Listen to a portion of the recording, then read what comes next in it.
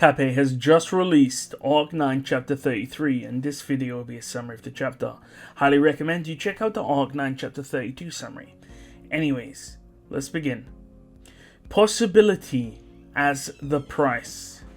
The price to use Clin's power was possibility. Petra thought it would be money, crystals, or a lot of mana. The imaginary Subaru is confused by what the word possibility means. Imaginary Subaru picks up on the witch factor of Melancholy, saying Echidna mentioned words like those. Petra says she doesn't have a good opinion of the Witch of Greed. Subaru says if you believe that she has social issues, it makes it more believable. Petra mentions that she did something with a handkerchief, but Petra then goes silent. Petra knew of the nightmarish reality Subaru faced, using the handkerchief to end his life. Emilia asks if Clint was a sin archbishop, since he had a witch factor. Imaginary Subaru says if Clint is like Beetlejuice, how could they truly trust him?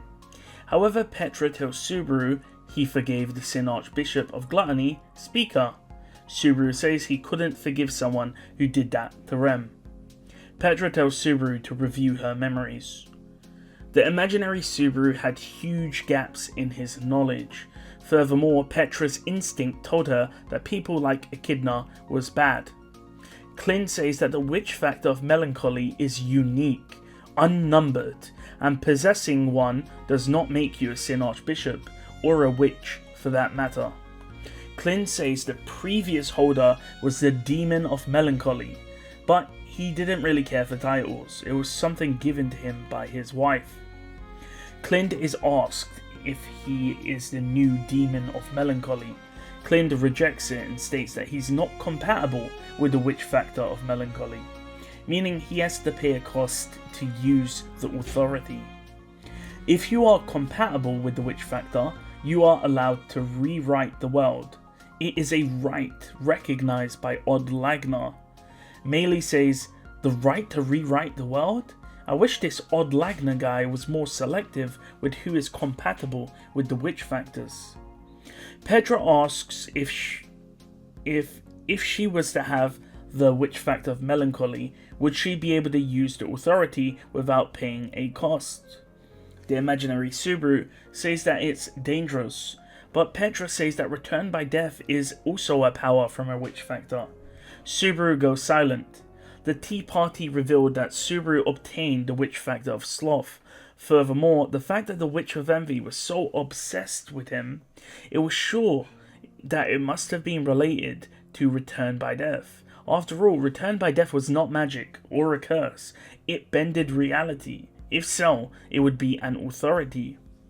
Thereby, Natsuki Subaru was also a demon.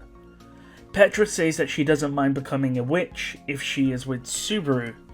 Subaru says, what if it's a gift from God like you see in isekai anime? Petra calls him a bad liar. Petra now understands why Subaru always hid information, because he might get found out. Clint says that the method of giving Petra the witch factor is rejected. Clint follows up saying that there are two exceptions when it comes to witch factors. The Melancholy witch factor and the vanity witch factor. Both are suited to one person and one person alone. The Melancholy witch factor is suited to the hero. The vanity witch factor is for the saint. Those who are compatible with the witch factor will undergo mental degradation. So let me just elaborate this, by the way. If you are the hero and you have the Melancholy witch factor, you can use the power without paying a cost. However, your mental state goes out the window and you become crazier and crazier. It's the same with the vanity witch factor. Petra could sense that Clint knew those individuals. The hero who had the Melancholy witch factor became mentally unstable and was no longer of this world. Melee says they should get back onto topic, saying that they should not rely on authorities and witch factors. Maybe Melee had a past experience with the Sin Archbishop. The idea of becoming a witch to match Subaru being a demon was a fantasy which would have to be discarded. Clint explains the idea of possibility. If someone had fire magic, they could light a fire, they could do cooking, they could burn things. That would influence the world and create possibility. However, if they sacrificed that ability, they would give the world back some possibilities, and then you can use that surplus to use the authority of Melancholy. Petra asks how they teleported near Wallachia, and Clint says it's a secret from Roswell, because Roswell was the person who paid the price, albeit it's a secret. Petra felt humiliation. Roswell paid the biggest sacrifice to help save Subaru from Wallachia, and here Petra was barely doing anything. Melee says that she can sacrifice something, but Subaru says to stop her. Since he saved her in the past, he doesn't want her to then go and sacrifice herself. Petra tells Melee the only thing she has is her divine blessing, and without that she is useless. Melee calls Petra cruel, and Petra says, at least you're still cute though.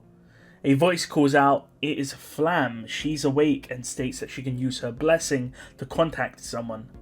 Petra tells Flam to find out where Felt is so that they can use Clint's teleportation to follow them and meet up with them. However, Melee says that they haven't really decided on what to pay to teleport. Petra says that it's been decided. Petra tells the imaginary Subaru to close his ears. Petra understands that possibilities require emotion and passion.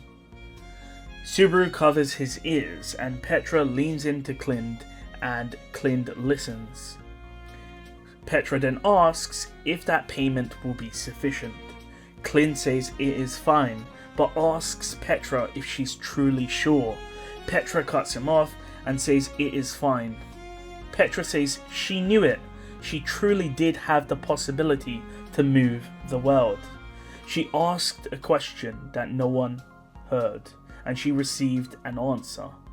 Petra accepted the answer with pride. Clint might not represent Odd Lagna, but he acknowledged the value of her possibility. Petra says that she will pay the price. She truly doesn't care about the world, but she cares about her friends. Clint calls her the bravest girl he has seen. Clint bowed to Petra, and Melee looked at Petra with uncertainty, saying that Petra is an idiot, and Petra says that she's cute and cool also. The imaginary Subaru took his hands off his ears, and Petra did the cutest look she could muster and said, "Subaru, I love you." And with that, the chapter ends. So this is an interesting chapter, and I actually do want to talk about this. So the question is, what did Petra sacrifice? Some people are saying it's, she sacrificed her life because she talked about her possibility to change the world. So if she doesn't exist, that gives the world a lot of possibilities to teleport. But I don't think so, and that's because I don't think Subaru would allow something like that to happen. Although I did say that no one heard the question she asked apart from Clint. But I think most people are assuming she gave up her magic because her magic, apparently she was a prodigy when it came to her light magic. So it could be that, but it could also be her emotions and passion for Subaru. Because you can also give that love and emotion the possibilities that they bring. So if that's the case, then that's the reason why she says I love you to Subaru, even though it's not the real Subaru, but she's going to give up her love for Subaru, which could, quotation mark, move the world. There's also the witch factor stuff, and I feel like a lot of people are going to say, isn't the saint therefore Pandora?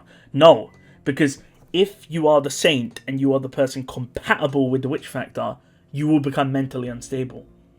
Based on how Pandora is acting, I don't think she's unstable mentally. Or maybe she is, I don't know. But who the hell is the saint? Is not the sword saint. Is the hero and the saint. But we'll see.